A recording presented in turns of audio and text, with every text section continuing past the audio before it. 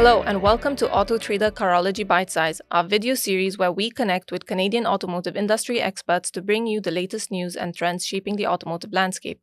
I'm Baris Akyurek, B2B Marketing Manager here at AutoHebdo, and today I'll be joined by Baris Akyurek, our Vice-President of Insights and Intelligence. Baris is here to walk us through some of the key highlights from the latest AutoHebdo Price Index report. We'll discuss how vehicle prices have been trending so far this year, along with various market dynamics influencing new and used car prices. Baris, thank you very much for joining me today. Yeah, thank you. Thanks for the invite and welcome to the program. Can you give us a quick run-through of the top 3 takeaways from the Q1 AutoHebdo Price Index? So where do I start from? Obviously, it's been an interesting year. Let's put it that way. Certainly has. Yes. So maybe a very short, high-level overview of 2024. New car sales were pretty strong. They were up in not in double digits, but they were up by I think 8.2% on a year-over-year basis. Used cars were pretty much flat, down slightly. Used car prices came down by 12.1% for the entire year. Demand was there.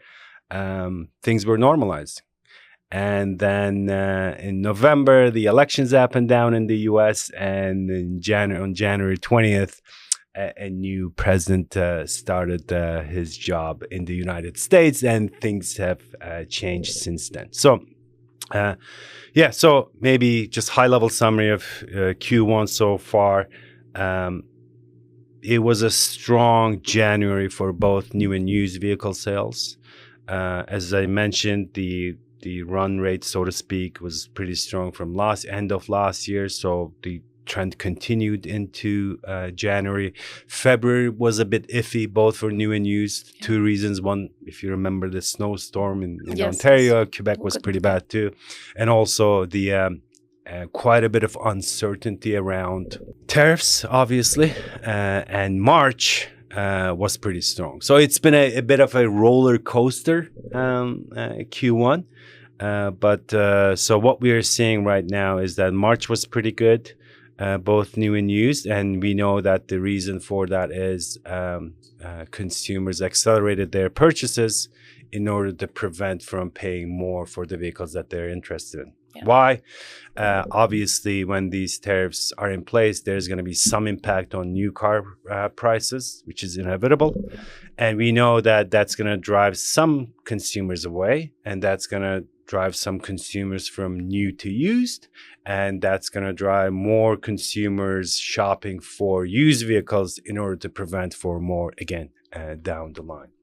So far, that's maybe the high-level summary of the first quarter. So the demand is there so far in March and April, so far into April, both for new and used.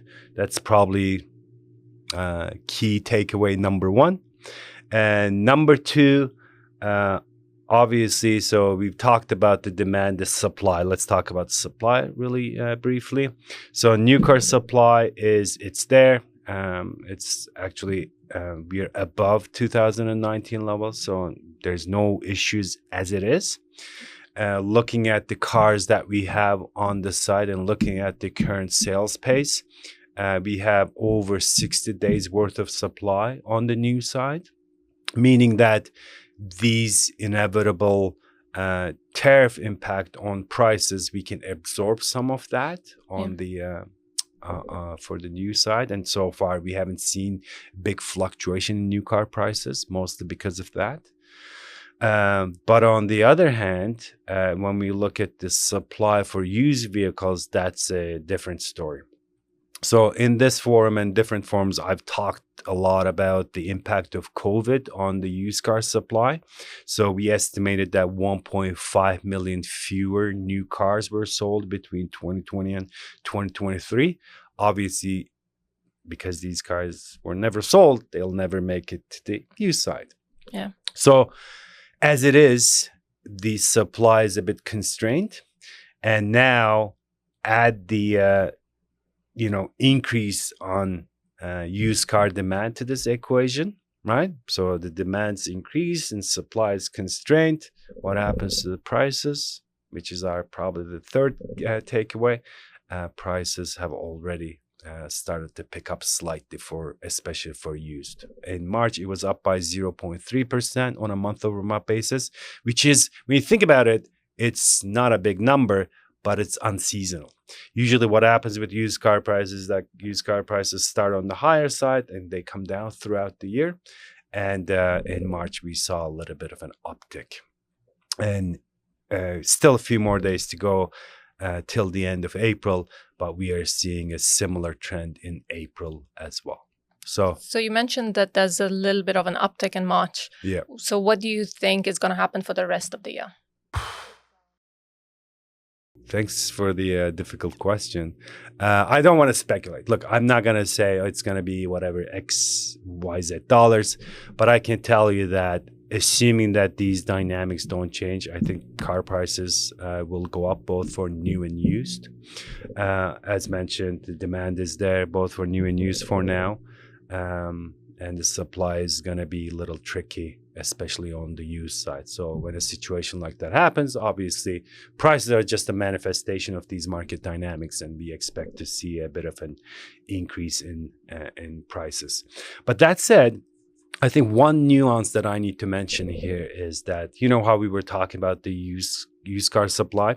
So when we did this analysis back in the day, when the Canadian dollar is weak against the American dollar, we export a lot of used vehicles down to the US, right? It's cheaper. They come up and they buy wholesale.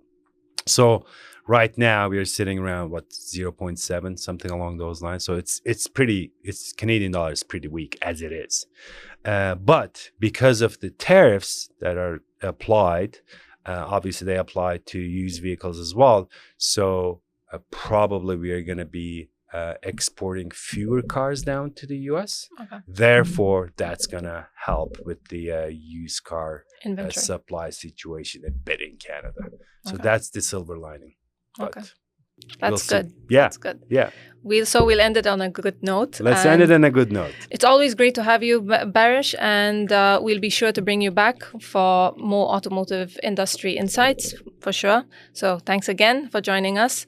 And thank you to everyone for tuning into today's AutoTrader Carology Bite Size. To explore the latest AutoTrader price index or gain deeper insights into automotive trends and consumer research, be sure to follow autotrader.ca on LinkedIn or visit our newsroom at go.trader.ca/newsroom.